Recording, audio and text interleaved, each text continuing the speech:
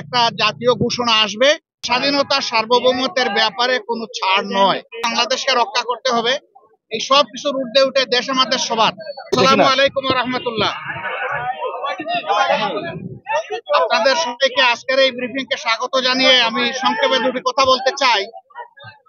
আপনারা কালকে সকল গণমাধ্যম এই সংবাদ পরিবেশন করেছিলেন যে মাননীয় প্রধান উপদেষ্টা আজকে সমস্ত দলের জাতীয় নেতৃবৃন্দকে এখানে আহ্বান জানিয়েছিলেন।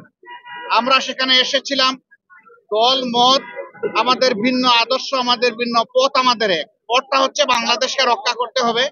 এই সব কিছুর ঊর্ধ্বে উঠে দেশ আমাদের সবার, শুধু রাজনৈতিক দল না, আমাদের সকলের, জনগণের একটা বিশেষ অংশ আপনারাও, এবং আপনাদের ভূমিকাও কিন্তু গত আন্দোলনে কারো কারো না থাকতে পারে, কিন্তু নির্বিশেষে অনেক সহায়ক ছিল।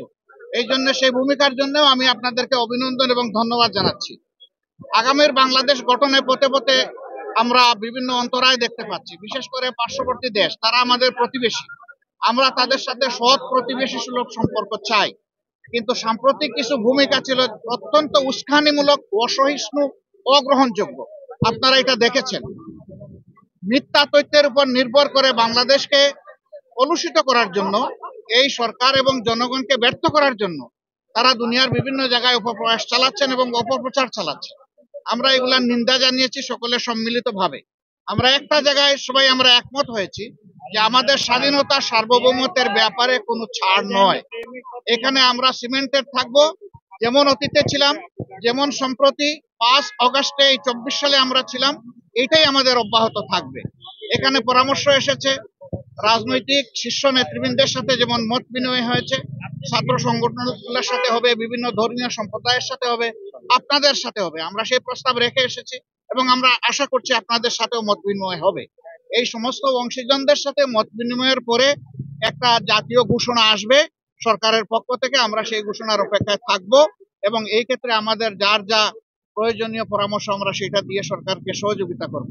আরেকটি বিষয় আমরা অত্যন্ত ক্লিয়ারলি আমরা জানিয়ে দিয়েছি, এক্সট্রিমিজম বা চরমপন্থা যে দিক থেকেই আসুক আমরা তাকে ঘৃণা করি। এটাকে আমরা কোনো অবস্থায় প্রশ্রয় দিব না এবং মেনে নেব না। এটা যে রূপ নিয়েই আসুক, সকল রূপের আমরা চরমপন্থাকে আমরা ঘৃণা করব এবং প্রশ্রয় আমরা দিব না কেউ। এই ব্যাপারে আমরা সকলে একমত হয়েছি। আরো অনেকগুলা বিষয়ে কথা হয়েছে। আমাদের দেশের ভাবমূর্তি নষ্ট যারা করছে তাদেরকে বুঝানো যে তোমরা আমাদের প্রতিবেশী, আমরা যদি ভালো থাকি তোমরাও ভালো থাকবা, আমরা ভালো না থাকলে তোমরা ভালো থাকবা কেমনে। এই বিষয়গুলো তো আসবে, অবভিয়াসলি আসবে। তো সেই বিষয়গুলো নিয়েও আলোচনা হয়েছে। আমরা আশা করছি জাতি ঐক্যবদ্ধভাবে ইনশাআল্লাহ আগামী দিনের সকল চ্যালেঞ্জ মোকাবেলা করে আমরা চূড়ান্ত সফলতার দিকে এগিয়ে যাব। চূড়ান্ত সফলতা অর্জন না হওয়া পর্যন্ত আমাদের পক্ষ অটুট এবং মজবুত থাকবে।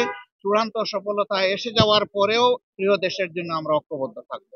আপনাদের সকলকে ধন্যবাদ। আসসালামু আলাইকুম।